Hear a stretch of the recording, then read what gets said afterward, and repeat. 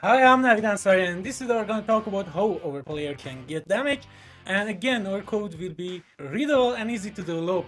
So without any further ado, let's begin. You remember from last video, we create this function that draw health bar, and let me show you. It showed like this. In this case, it's 9% of health of our player remains.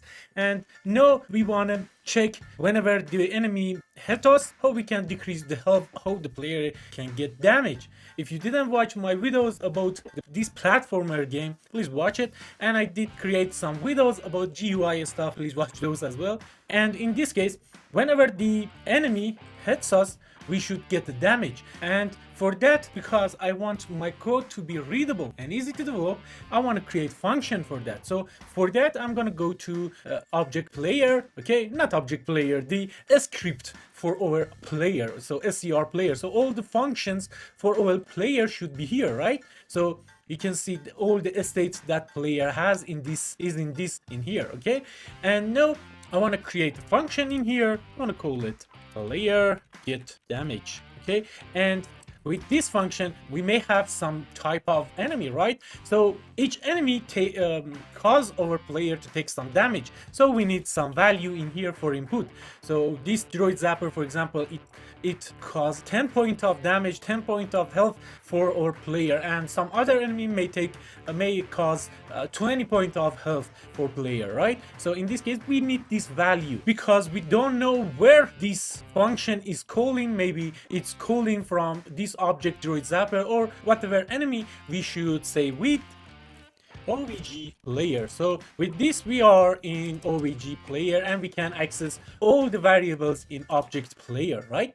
So now that we have this function, let's just go to our object player, and in here I want to create a variable in our player data, for example the health of the player. So I want to call it player health, okay? And for example, the default value I want to be 100, and now we have the health of our player, okay?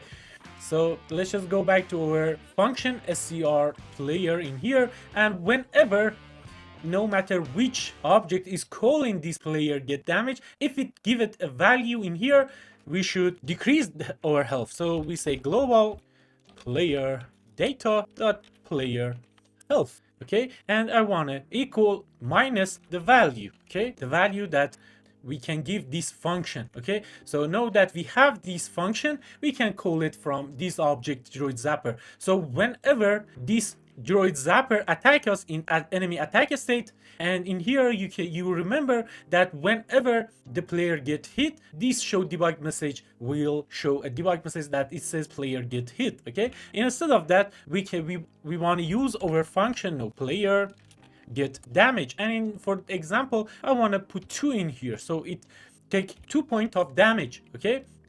So each time that this droid zapper hits us, it will cause our player to take 2 point of health, okay? Now that we have this, if we go to our object GUI in here, in draw m health bar in here, the value, we can set the player health to be this value of our draw health bar, okay? So we say global dot player data dot player health, and the player health minimum is 0 and maximum is 100. So if we run our game, you can see it hit us and it's our health is empty instantly. So we make a mistake. Instead of equal minus, we should say minus equal. I did forget, sorry about that. So with minus equal, it should work. So if we run our game now, and you can see whenever the enemy hit us, the health decrease, and you can see it works fine, right? Another problem that we have in here, the object droid zapper attacking us multiple times per attack.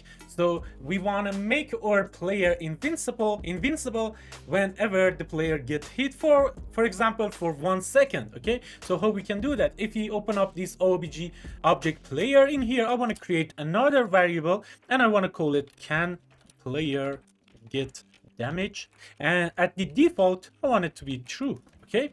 And whenever this player get damage call, I want to check for that. So in here we say if can player get damage, if it is true, damage it, okay, like this. So if the can player get damage is equal to true, damage our player, and make this can player get damage to be false, and after 1 second it should be true, so our player can take damage again, right? So we can use alarm 0 for that. Okay, so alarm 0 is equal 1 multiplied by room speed, so it means 1 second, right?